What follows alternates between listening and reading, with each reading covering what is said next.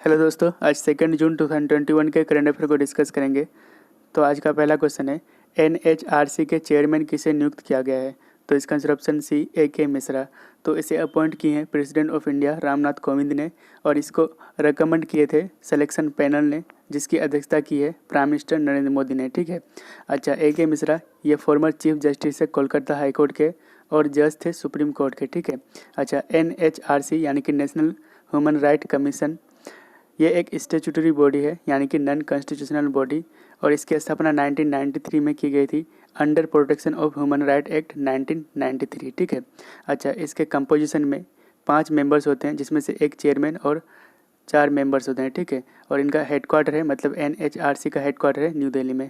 अगला क्वेश्चन है, तियांजो 2 cargo spacecraft को किस देश ने लॉन्च किया है? तो इसका आंसर ऑप्शन है चाइना। तो चाइना ने अपने स्पेस स्टेशन, जिसका नाम है तियांगोंग स्पेस स्टेशन, के लिए तियांजो 2 कार्गो स्पेसक्राफ्ट को लॉन्च किया है, और जो रिसेंटली तिहान है कोर मॉड्यूल में जाकर ज्वाइंट हुआ है। ठीक है। अच्छा, इस तियांजो 2 कार्गो स्पेसक्राफ्ट को लॉन्च किया गया है वेनचांग सैटेलाइट लॉन्च सेंटर से, जो आइलैंड ऑफ हाइनान में स्थित है। ठीक है। अच्छा, इससे रिलेटेड न्यूज़ देख लेते हैं। तो झुरोंग ये चाइना का फर्स्ट मार्स रोवर है। लॉन्ग मार्च 5B जो रिसेंटली इंडियन ओशन में गिरा था, मतलब इसका कचरा नियर मालदीव्स। ठीक है। तो यहाँ पे ये आपका है तियांजो 2। ठीक है। जो जाके यहाँ पे ग्रीन कलर का है ना, तो ये तिहान है कोर मॉड्यूल है, तो यहाँ पे मतलब तिहान है कोर मॉड्यूल में जाकर ज्वाइंट हुआ है ये तियांजो 2 कार्गो स्पेसक्राफ्ट। ठीक है। अगला क्वेश्चन है, WHO ने B.1.6172 SARS-CoV-2 वेरिएंट का क्या नाम रखा है? तो इसका आंसर ऑप्शन सी डेल्टा। तो रिसेंटली WHO ने कोरोना वायरस के वेरिएंट्स का नाम रखा है, और इसमें वेरिएंट ऑफ कंसर्न यानी कि VOC में जो शामिल है, तो उसका नाम देख लेते हैं। तो इंडिया में, मतलब पहली बार इंडिया में डिटेक्ट किया गया था B.1.6172, और इसका WHO ने नाम रखा है डेल्टा। जो UK में पहली बार डिटेक्ट किया गया था B.1.617, इसका नाम रखा है अल्फ़ा। साउथ अफ्रीका वाला का बीटा एंड ब्राज़ील का गामा। ठीक है। अच्छा, इंडिया का एक वेरिएंट और है B.1.6171। ठीक है, जो वेरिएंट ऑफ इंटरेस्ट यानी कि VOI में शामिल है, और इसका अभी रिसेंटली नाम रखा है WHO ने कापा। ठीक है। अगला क्वेश्चन है, हाल ही में किस देश ने 3 चाइल्ड पॉलिसी की घोषणा की है? तो इसका आंसर ऑप्शन ए चाइना। तो 2016 में चाइना ने 1 चाइल्ड पॉलिसी को अबोलिश कर दिया था और लाया था 2 चाइल्ड पॉलिसी। ठीक है। तो रिसेंटली अभी 2 चाइल्ड पॉलिसी को रिप्लेस करके 3 चाइल्ड पॉलिसी को लाया जाएगा। ठीक है। तो 2020 के अनुसार चाइना का फर्टिलिटी रेट था 1.3। ठीक है। अगला क्वेश्चन है, मैग्मा फिनकॉर्प के अध्यक्ष यानी कि चेयरमैन कौन बने? तो इसका आंसर ऑप्शन ए आधार पूनावाला। तो आधार पूनावाला रिसेंटली मैग्मा फिनकॉर्प का चेयरमैन बने हैं। अच्छा, आधार पूनावाला ये CEO है सीरम इंस्टीट्यूट ऑफ इंडिया, जो पुणे में स्थित है। ठीक है। अच्छा, सीरम इंस्टीट्यूट ऑफ इंडिया ये मैन्युफैक्चर कर रहा है कोविशील्ड कोविड वैक्सीन को। अच्छा, कोविशील्ड को कौन बनाया है? तो एस्ट्राजेनेका और ऑक्सफोर्ड यूनिवर्सिटी ने मिलकर। ठीक है। अच्छा, मैग्मा फिनकॉर्प ये नॉन बैंकिंग फाइनेंस कंपनी है, जो मुंबई में स्थित है। ठीक है। अगला क्वेश्चन है, कौन सा space agency international space station में water bears and baby squids को भेजेंगे? ठीक है। तो इसका आंसर ऑप्शन सी नासा।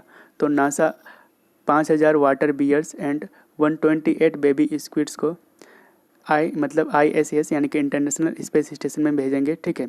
और इसको भेजा जाएगा फॉर एक्सपेरिमेंटल पर्पज़ के लिए। ठीक है। और इसमें रॉकेट यूज़ करेंगे फाल्कन 9 जो स्पेस एक्स का है। ठीक है। अच्छा, ISS यानी कि इंटरनेशनल स्पेस स्टेशन, इसमें 5 स्पेस एजेंसी शामिल है। कौन कौन से हैं? तो नासा USA का, जाक्सा जापान का, रोस्कोसमोस रसिया का, ESA यानी कि यूरोपियन स्पेस स्टेशन यूरोप का, कनाडियन स्पेस जो कनाडा का है। ठीक है। तो ये है वाटर बियर। ठीक है। और ये है आपका बेबी स्क्विड्स। अगला क्वेश्चन है, घर घर औषधि योजना किस राज्य की पहल है यानी कि इनिशिएटिव है? तो इसका आंसर ऑप्शन बी राजस्थान की। तो घर घर औषधि योजना के तहत हर एक फैमिली को 4 मेडिसिनल प्लांट्स प्रोवाइड कराए जाएंगे। तो ये 4 मेडिसिनल प्लांट कौन कौन से हैं? तो तुलसी है, अश्वगंधा है, गिलोय है एंड कालमेघ। ठीक है। तो ये 5 साल का स्कीम है, जिसके लिए सरकार ने 210 करोड़ की अलॉटमेंट की है। ठीक है। अगला क्वेश्चन है, किस IIT ने MB टेक डिवाइस को विकसित किया है? तो इसका आंसर ऑप्शन सी IIT रोपड़ ने।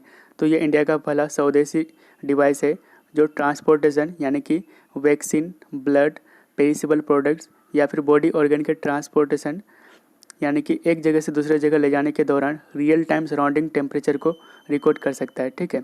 अच्छा, ये एम्बीटेक USB के आकार का है जो लगातार सराउंडिंग टेम्परेचर को रिकॉर्ड कर सकता है। अच्छा, ये टेम्परेचर को -40 डिग्री सेल्सियस से 80 डिग्री सेल्सियस तक रिकॉर्ड कर सकता है अप टू 90 डेज। तो अभी जो प्रेजेंट टाइम इंटरनेशनल मार्केट में ऐसे डिवाइस अवेलेबल है तो वो 60 डेज तक ही मतलब रिकॉर्ड कर सकता है सराउंडिंग टेम्परेचर को। ठीक है। अच्छा, ये रिकॉर्डेड टेम्परेचर ये बताने में हेल्प करेगा कि ये ट्रांसपोर्टेड आइटम यूजेबल है या फिर वो ख़राब हो चुका है। ठीक है। तो इसको अवध एंड इसके एक स्टार्टअप है जिसका नाम है स्क्रैच नेस्ट, इसके साथ मिलकर डेवलप किया गया है। अच्छा, अवध का फुल फॉर्म है agriculture and water technology innovation hub. ठीक है। अगला क्वेश्चन है नैनो यूरिया लिक्विड किसके द्वारा लॉन्च किया जाएगा? तो इसका आंसर ऑप्शन बी इफ्को के द्वारा। तो ये नैनो यूरिया लिक्विड ये एक न्यूट्रिएंट है जो प्लांट को नाइट्रोजन प्रोवाइड कराएंगे। ठीक है। तो इसमें 500 ml की कीमत 240 रुपया रखा गया है। ठीक है।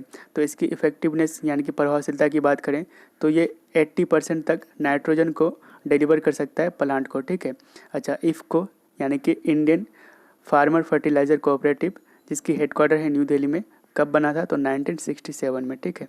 अच्छा, ये ट्रेडिशनल यूरिया इसकी इफेक्टिवनेस है 30 to 40%। ठीक है। अगला क्वेश्चन है international business book of the year award 2021 किसने जीता है? तो इसका answer option C both A and B.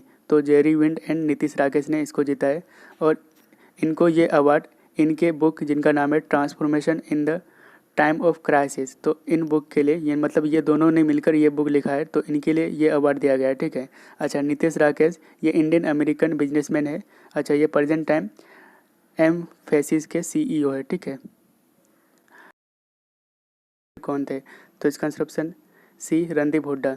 तो CMS यानी कि conservation of migratory species of wild animals, तो इसके एम्बेसडर थे रणदीप हुड्डा। तो ये अभी चर्चा में इसलिए है क्योंकि इसके CMS के एम्बेसडर से हटा दिया गया है रणदीप हुड्डा को, क्योंकि इन्होंने 2012 में मायावती के ऊपर कुछ टिप्पणियां की थी। ठीक है। तो CMS जिसको हम बॉन्ड कन्वेंशन के नाम से जानते हैं और ये एक यूनाइटेड नेशन का एनवायरमेंटल ट्रीटी था और इसका एम है टू कंजर्व माइग्रेटरी स्पेसीज। ठीक है। तो ये साइन कब किया गया था? तो 1979 को। और कहाँ पे किया गया था? तो जर्मनी के बोन में। अगला क्वेश्चन है 2020-21 में भारत की GDP में कितना % की गिरावट हुई है? तो इसका आंसर ऑप्शन सी 7.3%। तो ये एस्टिमेट रिलीज़ किया गया है NSO यानी कि नेशनल स्टैटिस्टिकल ऑफिस के द्वारा। ठीक है। तो इंडिया के GDP में 2020-21 में 7.3% की गिरावट हुई है। अगला क्वेश्चन है हेरोरो एंड नामा नरसंहार किस देश से संबंधित है? तो इसका आंसर ऑप्शन सी नामीबिया।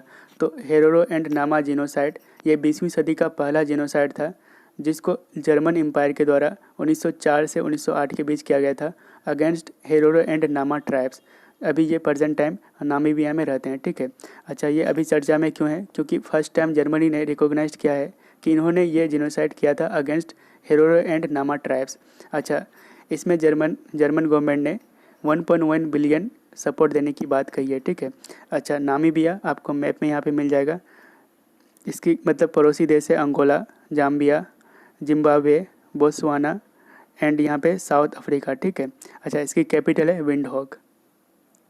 अगला क्वेश्चन है बागवानी समूह विकास कार्यक्रम यानी कि हॉर्टिकल्चर क्लस्टर डेवलपमेंट प्रोग्राम किसने लॉन्च किया है? तो इसका आंसर ऑप्शन है नरेंद्र सिंह तोमर। तो इसे लॉन्च किए हैं नरेंद्र सिंह तोमर जो union minister of agriculture and farmer welfare से। अच्छा, इसका एम होगा हॉर्टिकल्चर क्लस्टर को आइडेंटिफाई करके उसको डेवलप करना ताकि ग्लोबली उसको कॉम्पिटिटिव बनाया जा सके। ठीक है। तो पायलट फेज में ये 12 हॉर्टिकल्चर क्लस्टर के लिए इसको इम्प्लीमेंट किया जाएगा। अच्छा, इस हॉर्टिकल्चर क्लस्टर यानी कि इस प्रोग्राम को इम्प्लीमेंट किया जाएगा ministry of agriculture and farmer welfare के NHB यानी कि नेशनल हॉर्टिकल्चर बोर्ड के द्वारा। ठीक है। अगला क्वेश्चन है वर्ल्ड नो टोबैको डे कब मनाया जाता है? तो इसका आंसर ऑप्शन ए हर साल 31 मई को वर्ल्ड नो टोबैको डे मनाया जाता है। तो इसको मनाया जाता है यूनाइटेड नेशन के सभी मेंबर के द्वारा, यानी कि अभी प्रेजेंट टाइम 193 है। अच्छा, इसका थीम याद रखिएगा। तो थीम है 2021 का कमिट टू क्विट। ठीक है, कमिट टू क्विट। तो हर साल इंडिया में 1.3 मिलियन डेथ होता है ड्यू टू टोबैको। ठीक है। अच्छा, recently global burden of disease ने एक स्टडी पब्लिश की है जिसमें से सबसे ज़्यादा टोबैको स्मोकर चाइना में है और सेकेंड नंबर पे इंडिया, इंडिया में चाइना के बाद सबसे ज़्यादा टोबैको का सेवन करने वाला देश है। ठीक है, ये प्रीवियस डे का क्वेश्चन है, तो इसका आंसर आप कमेंट में जरूर दीजिएगा। तो किसे NIA का डायरेक्टर जनरल का अतिरिक्त भार दिया गया है? Who has been given additional charge of director general of NIA? तो आपका ऑप्शन है MK Mishra, Subodh Kumar Jaiswal, SN Srivastava and Kuldeep Singh.